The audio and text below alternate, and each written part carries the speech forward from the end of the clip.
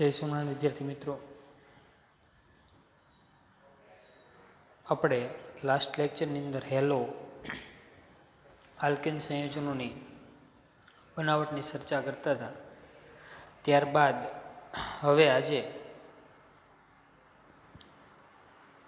આપણે hello arene સંયોજનોની બનાવટની ચર્ચા કરવાના છીએ. ઓકે, હેલો આલ્કેનની ઘણી બધી બનાવટો પૂરી થઈ ત્યારબાદ હેલો એરિન સંયોજનોની બનાવટ.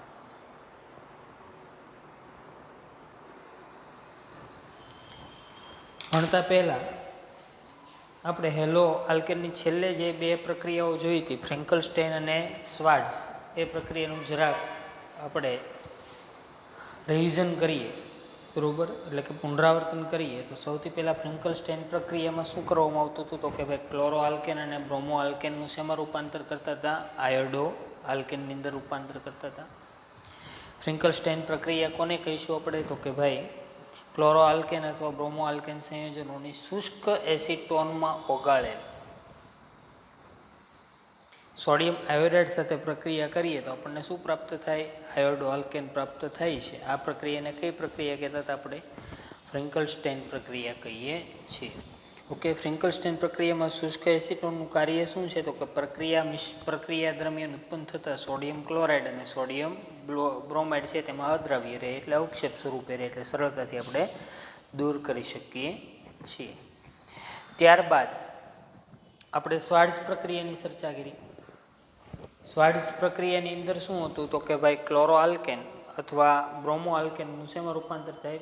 Fluoro alkane. આયોડો આલ્કેન બનાવવું હોય તો ફ્રેન્કલસ્ટેઇન પ્રક્રિયા, અને જો તમારે ફ્લોરો આલ્કેન બનાવવું હોય તો કઈ પ્રક્રિયા? તો કે શ્વાર્ટ્ઝ પ્રક્રિયા. ઓકે, એટલી બાબતોની આપણે જાણકારી મેળવી. ત્યારબાદ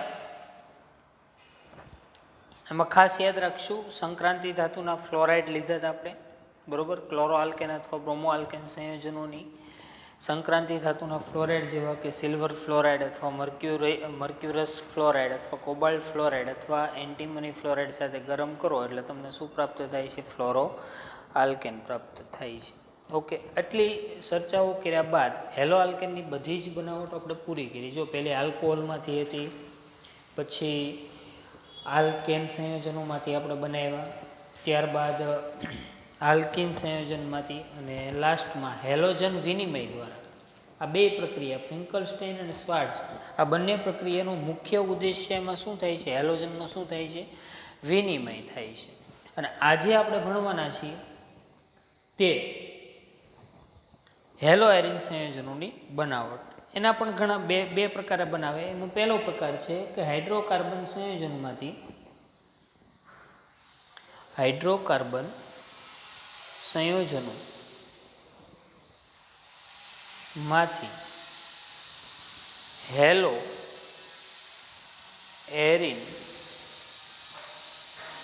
ની બનાવટ. હવે નામ ઉપરથી જ ખબર પડે, હેલો એરિન સંયોજનો આપણે બનાવવાના છે. ઓકે, તો કઈ રીતે બનાવશું જોઈએ આપણે. સૌથી પહેલાં તો એરોમેટિક હાઇડ્રોકાર્બન સંયોજનો લઈએ. એરોમેટિક હાઇડ્રોકાર્બન સંયોજનો લઈએ. એરોમેટિક હાઇડ્રોકાર્બન એટલે શું થાય? બેન્ઝીન વલય થાય. ઓકે, અથવા એરિન સંયોજનો પણ બોલાય. તો કે એરિન સંયોજનો, ટેક્સ્ટબુકની અંદર એરિન શબ્દ વાપરો, એરિનની જગ્યાએ બીજો શબ્દ કયો વાપરી શકાય? એરોમેટિક હાઇડ્રોકાર્બન સંયોજનો. એરોમેટિક હાઇડ્રોકાર્બન સંયોજનો છે, એટલે કે એરિન સંયોજનોની આયર્ન અથવા, શબ્દ સાંભળજો, આયર્ન અથવા, આયર્ન એટલે Fe, અથવા આયર્ન ક્લોરાઇડ. આયર્ન ક્લોરાઇડ એટલે આયર્નનો ઓક્સિડેશન અંક 3 હોય. આયર્ન ક્લોરાઇડ ઉદ્દીપકની હાજરીમાં, આ લુઈસ એસિડ છે આપણને ખબર છે, FeCl3, બરોબર, જેવા ઉદ્દીપકની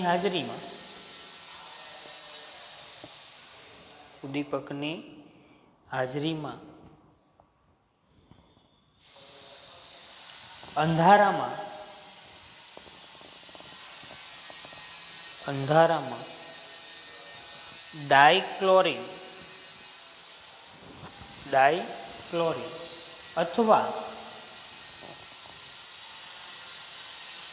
અથવા ડાયબ્રોમિન ડાયક્લોરિન અથવા ડાયબ્રોમિન સાથે તમે પ્રક્રિયા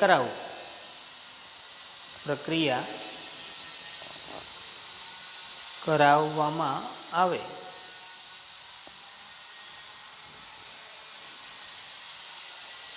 ત્યારે આપણને ઇલેક્ટ્રોન અનુરાગી વિસ્થાપન પ્રક્રિયા થાય. એટલે કે ઇલેક્ટ્રોન અનુરાગી પ્રક્રિયા દ્વારા વિસ્થાપન પ્રક્રિયા થાય, હાઇડ્રોજન દૂર થાય.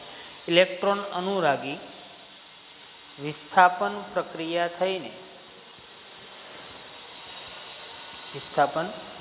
થઈને હેલો એરિન અથવા સામાન્ય નામ શું થાય? એરાઇલ હેલાઇડ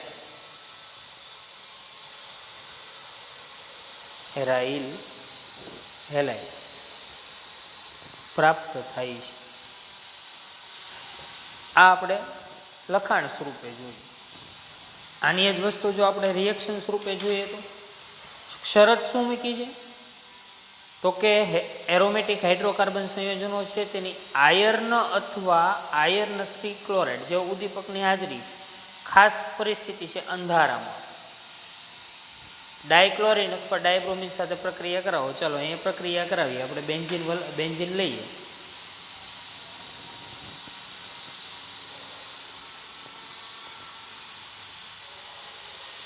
ઓકે, એની ડાયક્લોરિન સાથે હું પ્રક્રિયા કરાવું. કયો ઉદ્દીપક છે? તો કે Fe અથવા FeCl3. બેમાંથી કોઈ પણ ઉદ્દીપક હોય. શરતો લાગુ, અંધારું હોવું જોઈએ. ચાલો પ્રક્રિયા કરાવશું એટલે શું થશે? અહીંથી એક હાઇડ્રોજનનું વિસ્થાપન થાય, અહીંથી ઇલેક્ટ્રોન અનુરાગી પ્રક્રિયક બનશે. બરોબર ને? FeCl3 સાથે જોડે. આપણે 11મા ધોરણમાં ભણી ગયા છીએ હેલોજિનેશનની પ્રક્રિયા. બરોબર? ઇલેક્ટ્રોન અનુરાગી વિસ્થાપન પ્રક્રિયાઓ કઈ છે? તો કે હેલોજિનેશન, નાઇટ્રેશન, સલ્ફોનેશન, આલ્કાઇલેશન અને એસાઇલેશન. તો આ કઈ પ્રક્રિયા છે? હેલોજિનેશન છે. ઓકે, તો અહીંથી હાઇડ્રોજન દૂર થાય અને ત્યાં કોણ જોડાઈ ગયું? તો કે હેલોજન. તો મને શું પ્રાપ્ત થયું? ક્લોરોબેન્ઝીન. ચાલો શું મુક્ત થાય? એક ક્લોરીન ને અહીંથી દૂર થતો હાઇડ્રોજન. શું દૂર થયું? HCl. જો ફ્લોરિન લીધો હોત તો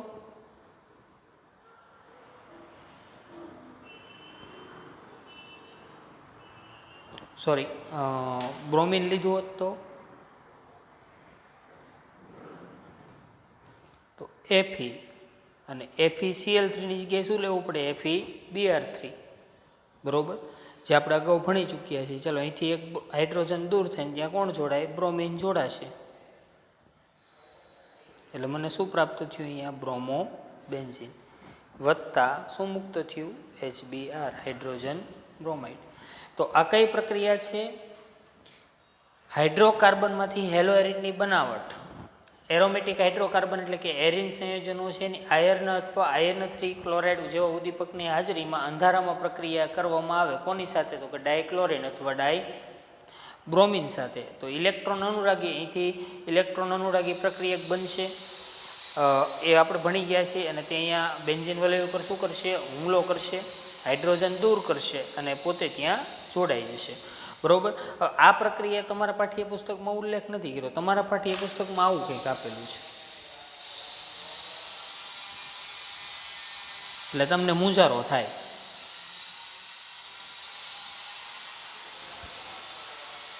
CH3 એટલે શું થયું? Methyl benzene. ચલો એની હેલોજન સાથે પ્રક્રિયા થાય. હું ઉદાહરણ લઈ લઉં, ક્લોરિન. તમે બ્રોમિન લઈને લખી શકો. પ્રક્રિયા પરિસ્થિતિ સેમ જ છે. અંધારું ફરજિયાત છે. બરોબર? અંધારામાં પ્રક્રિયા થશે. ઉદ્દીપક Fe અથવા શું લઈ શકીએ? FeCl3.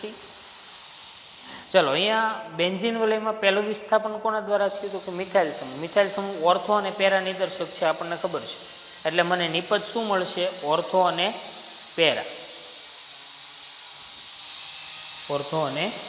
પેરા નિપજ મને પ્રાપ્ત થશે.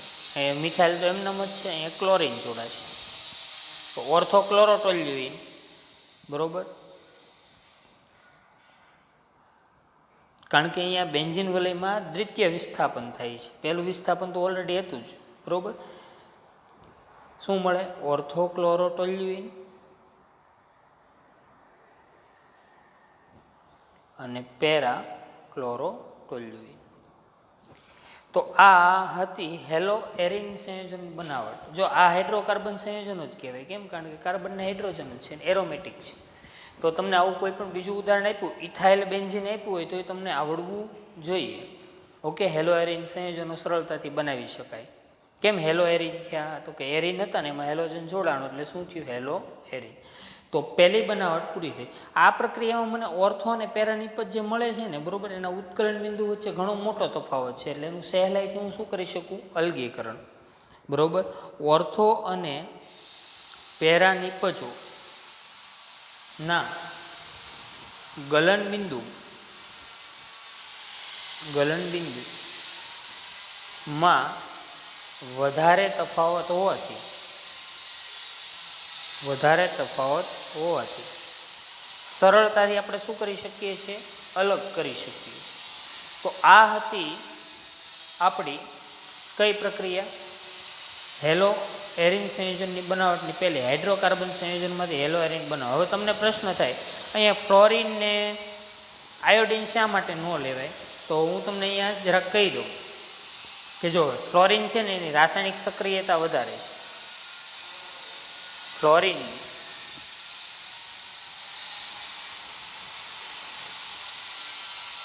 રાસાયણિક સક્રિયતા અથવા અહીંયા બીજો શબ્દ વાપરી શકાય, પ્રતિક્રિયાત્મકતા. રાસાયણિક સક્રિયતા વધારે હોવાથી ફ્લોરિનેશન પ્રક્રિયા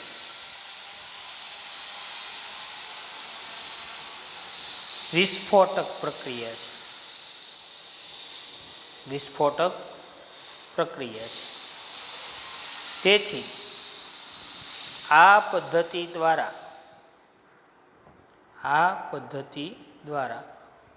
ફ્લોરોબેન્ઝીન અને ક્લોરોબેન્ઝીન, બ્રોમોબેન્ઝીન, તો અહીંયા ફ્લોરોબેન્ઝીન બનાવી શકાતા નથી. તો ડાયરેક્ટ બેન્ઝીનમાંથી ફ્લોરોબેન્ઝીન બનતું નથી. એનું મૂળ કારણ ફ્લોરિન રાસાયણિક રીતે ખૂબ જ એક્ટિવ છે, સક્રિય છે, એટલે એની ફ્લોરિનેશનની પ્રક્રિયા ઝડપી અને વિસ્ફોટક છે. બરોબર, ખાસ યાદ રાખશું, ઝડપથી થાય ખૂબ જ. તેથી આ પદ્ધતિ દ્વારા ડાયરેક્ટ ફ્લોરોબેન્ઝીન બનાવી શકાતા નથી. ઓકે, તો તમને પ્રશ્ન થાય કે આયોડિન અરે શું વાંધો ભાઈ? ક્લોરિન બ્રોમિન હારે પ્રક્રિયા કરાવી તો આયોડિન સાથે શું વાંધો? જો આયોડિન સાથેની પ્રક્રિયા છે ને ભાઈ, બરોબર, આયોડિન સાથેની પ્રક્રિયા એક તો ધીમી પ્રક્રિયા છે, અને બીજું કે પ્રતિવર્તી પ્રક્રિયા છે. બરોબર, આયોડિન સાથેની પ્રક્રિયા ધીમી છે અને પ્રતિવર્તી પ્રક્રિયા છે. બરોબર, હવે આ આપણે સારી રીતે સમજવું હોય તો અહીંયા જુઓ. ચલો, આયોડિન જોડે હું પ્રક્રિયા કરાવું. બરોબર, પ્રક્રિયા પ્રતિવર્તી છે એટલે આ રીતે નિશાની આવશે તો ક્યાં? બરોબર, ચલો, આયોડિન અહીંથી હાઇડ્રોજનને દૂર કરશે અને પોતે જોડાય એટલે મને શું મળે? આયોડોબેન્ઝીન મળે. પણ આ પ્રક્રિયા ખૂબ જ સ્લો છે. રસાયણશાસ્ત્રમાં અતિ ધીમી પ્રક્રિયા આપણા માટે કોઈ મહત્વ ધરાવતી નથી, કારણ કે નિપજ મળવાનો સમયગાળો વધી જાય. અને અહીંયા બીજું શું બને છે? Hydrogen iodide. હવે જો હાઇડ્રોજન આયોડાઇડને પ્રક્રિયા મિશ્રણમાંથી દૂર કરવામાં આવે ને તો પ્રક્રિયા ઝડપી બને. બરોબર, તો એનું ઓક્સિડેશન કરવા માટે છે ને આ પ્રક્રિયા કરવી હોય ને તો પ્રબળ ઓક્સિડેશન કરતા નાઇટ્રિક એસિડ અથવા HiO4 પર આયોડિક એસિડ. બરોબર, નામ હું લખું છું, HiO4 એટલે પર આયોડિક એસિડ. બરોબર, અથવા HNO3 ની હાજરીમાં પ્રક્રિયા કરવી પડે, એટલે કે નાઇટ્રિક એસિડ. બરાબર. હવે આવી બધી મુશ્કેલીઓને લીધે આપણે આયોડિનેશન પ્રક્રિયા છે, બરાબર, એ ડાયરેક્ટ બેન્ઝીનની સાથે આયોડિનની પ્રક્રિયા કરતા નથી. મૂળ કારણ શું છે? એક તો ધીમી છે અને પ્રતિવર્તી પ્રક્રિયા છે. અને પ્રતિવર્તી પ્રક્રિયા હોવાને લીધે અહીંથી હાઇડ્રોજન આયોડાઇડને પ્રક્રિયા મિશ્રણમાંથી સતત દૂર કરવું પડે. તો એના માટે આ પ્રક્રિયા કોની હાજરીમાં કરવી પડે? પર-આયોડિક એસિડ અથવા નાઇટ્રિક એસિડની હાજરીમાં કરવી પડે. એ હાઇડ્રોજન આયોડાઇડનું આગળ ઓક્સિડેશન કરી નાખે, બરાબર. પણ એ બહુ લાંબી પ્રોસેસ થઈ જાય છે, એટલા માટે આપણે આ પ્રક્રિયા પસંદ કરતા નથી આયોડિનેશન માટે. પાઠ્યપુસ્તકમાંનો ઉલ્લેખ ખાલી થિયરી સ્વરૂપે છે, રિએક્શન સ્વરૂપે તમને આપ્યું નથી. તો પહેલી બનાવટ શેમાંથી પૂરી થાય? હેલો એરિન સંયોજનની પહેલી બનાવટ હાઇડ્રોકાર્બન સંયોજનમાંથી. માત્ર શું બનાવી શકાય? ક્લોરોબેન્ઝીન અને બ્રોમોબેન્ઝીન બનાવી શકાય. ફ્લોરોબેન્ઝીન અને આયોડોબેન્ઝીન બનાવી શકાતા નથી. અને બેના કારણોની પણ આપણે ચર્ચા કરી. અને ત્યારબાદ હવે આપણે એમાઇન સંયોજનોની મદદથી, બરાબર, આપણે હેલો એરિન સંયોજનો બનાવવાના છે, બરાબર. એમાઇન સંયોજનોમાંથી હેલો એરિન સંયોજનો, એમાઇન સંયોજનોમાંથી હેલો એરિનની બનાવટ જોવાના છીએ.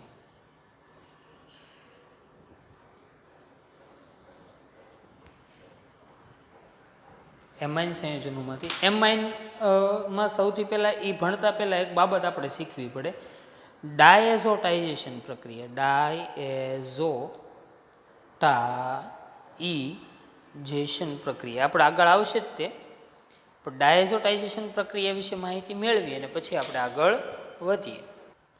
ઓકે, તો ડાયઝોટાઇઝેશન જે પ્રક્રિયા છે, બરાબર, એમાં આપણે સૌથી પહેલાં તો એમાઇન સંયોજન લઈએ. એમાઇન સંયોજન કયું છે? તો કે ભાઈ અહીંયા NH2 છે એટલે એનિલિન છે, અથવા બેન્ઝીન વત્તા એમાઇન એટલે શું થયું? Benzene amine. એનિલિનની ઠંડા જલીય ખનિજ એસિડ, પાઠ્યપુસ્તકમાં એવું કીધું ઠંડા જલીય ખનિજ એસિડ. ખનિજ એસિડ એટલે HCl, બરાબર, H2SO4, HNO3, આ ખનિજ એસિડો છે, બરાબર. તો ખનિજ એસિડમાં ઓગાળેલ, બરાબર, એનિલિનની સોડિયમ નાઇટ્રાઇટ એટલે NaNO2, તેની સાથે પ્રક્રિયા થાય. તાપમાન ફિક્સ છે, યાદ રાખજો, 273 થી 278 કેલ્વિન તાપમાને પ્રક્રિયા. તો આખી ઘટના આવી છે કે ખનિજ એસિડમાં ઓગાળેલ એનિલિનની સોડિયમ નાઇટ્રાઇટ સાથે 273 થી 278 કેલ્વિન તાપમાને પ્રક્રિયા કરવામાં આવે એટલે મને ડાયઝોનિયમ ક્ષાર મળે. અને ડાયઝોનિયમ ક્ષાર મળે, બરાબર, તે પ્રક્રિયાને કઈ પ્રક્રિયા કહેવાય? ડાયઝોટાઇઝેશન પ્રક્રિયા કહેવાય. કઈ રીતે ક્ષાર મળે? અહીંયા ધ્યાન રાખશું, બહુ જ અગત્યનું. એક સોડિયમ અને એક ક્લોરિન જોડાઈ જશે એટલે શું દૂર થશે? NaCl. ધ્યાન રાખશું અહીંયા ખાસ, બે હાઇડ્રોજન, કેટલા હાઇડ્રોજન થયા? 4 હાઇડ્રોજન ને 2 ઓક્સિજન. શું દૂર થયું? 2 પાણીના અણુ. ચાલો, શું વધ્યું? તો કે બેન્ઝીન વલયમાં એક નાઇટ્રોજન વધ્યો હતો. તો કે હા. તેની સાથે અહીંયા નાઇટ્રોજન એક વધ્યો છે. તો કે હા, એ જોડાશે. અને તેની સાથે એક ક્લોરિન છે એ વધ્યો, એ જોડાણ, બરાબર. એટલે અહીંયા નાઇટ્રોજન ઉપર આંશિક ધન ને બીજા નાઇટ્રોજન ઉપર આંશિક ઋણ. ઓકે, તો આનું નામ શું થયું? તો કે બેન્ઝીન ડાયઝોનિયમ ક્લોરાઇડ. તો આ જે પ્રક્રિયા શું બનાવ્યું મેં? બેન્ઝીન ડાયઝોનિયમ ક્લોરાઇડ, બરાબર. આ બેન્ઝીન ડાયઝોનિયમ ક્લોરાઇડ છે ને, એને એ બનાવવાની પ્રક્રિયાને ડાયઝોટાઇઝેશન પ્રક્રિયા કહેવાય, બરાબર. આ જે સમૂહ છે, બે નાઇટ્રોજન, આ નવો તમારા માટે છે એકદમ, બરાબર, એને એઝો સમૂહ કહેવાય. એઝો સમૂહ કહીએ છીએ. ઓકે, તો અહીંયા મેં બેન્ઝીન ડાયઝોનિયમ ક્લોરાઇડ બનાવ્યો, બરાબર. પાઠ્યપુસ્તકની અંદર અહીંયા X લખેલું છે અને 2 મોલ લખેલા નથી, બાબત ખાસ ધ્યાન રાખશું, બરાબર. આ પ્રક્રિયા નીચા તાપમાને થઈ કહેવાય. જો 273 થી કેટલું છે? 278 કેલ્વિન, બરાબર.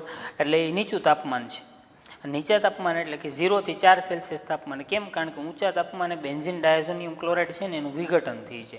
એટલા માટે નીચા તાપમાને પ્રક્રિયા થાય. તો પહેલું સ્ટેપ આપણું પૂરું થયું. એનિલિનમાંથી શું બનાવ્યું મેં? Benzene diazonium chloride. આપણે શું બનાવવાનું છે? તો કે એમાઇન સંયોજનોમાંથી હેલોએરિનની બનાવટ. તો પહેલું સ્ટેપ અહીંયા પૂરું થયું.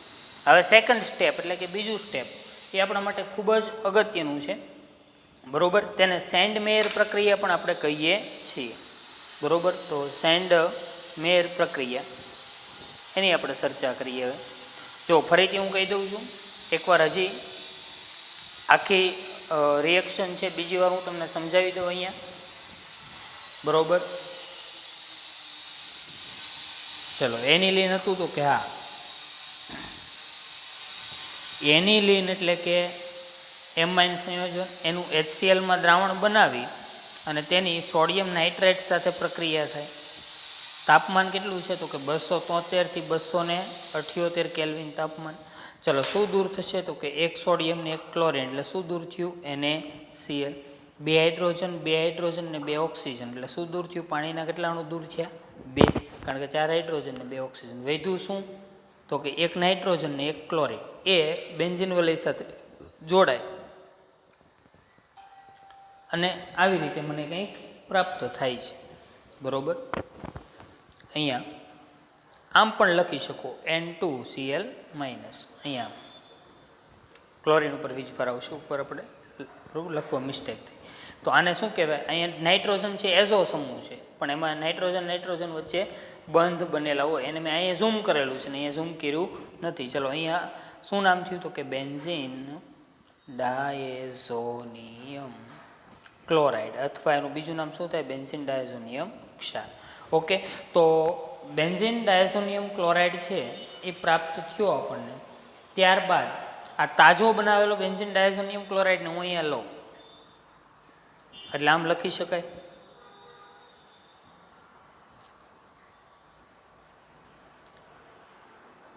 બરોબર, તેની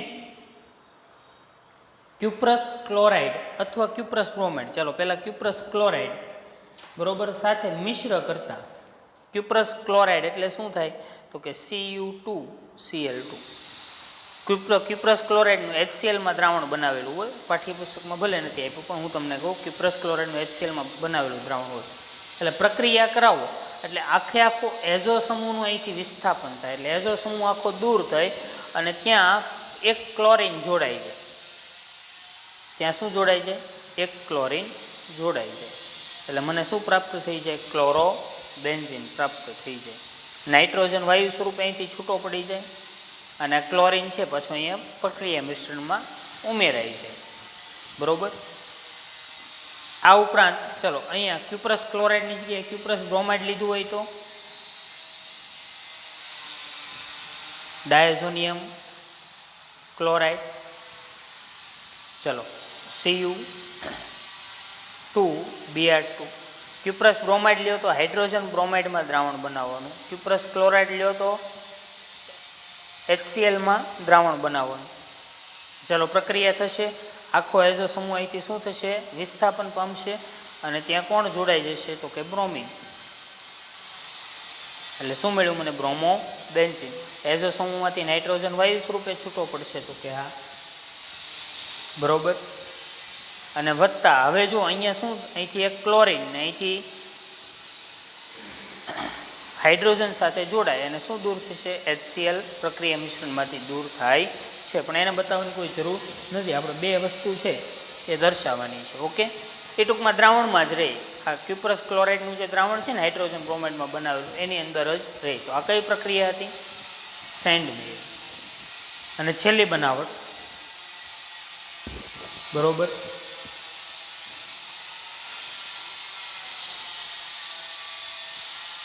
બેન્ઝીન ડાયઝોનિયમ ક્લોરાઇડ છે બરોબર, એની ક્યુપ્રસ ડાયરેક્ટ જો વિસ્થાપન કે આયોડો બેન્ઝીન મારે મેળવવું હોય તો બરોબર, તો આ તમારી પાસે છે benzene diazonium chloride, benzene diazonium chloride BDAC પણ એને બોલાય છે, benzene diazonium chloride. Okay, BDAC. યાદ રાખશું. તેની પોટેશિયમ આયોડાઇડ સાથે પ્રક્રિયા થાય તો સીધી જ પ્રક્રિયા થાય, બરોબર. તો અહીંયા ક્યુપ્રસ હેલાઇટની અહીંયા જરૂર પડતી નથી, ડાયરેક્ટ પ્રક્રિયા થઈ જાય, બરોબર. ડાયરેક્ટ પ્રક્રિયા થઈ અને મને શું પ્રાપ્ત થાય છે તો કે આયોડો બેન્ઝીન પ્રાપ્ત થાય છે, સીધું જ અહીંથી આયોડીન અહીંથી આખા ડાયઝોનિયમ સમૂહનું શું કરી નાખે છે, વિસ્થાપન કરી નાખે છે.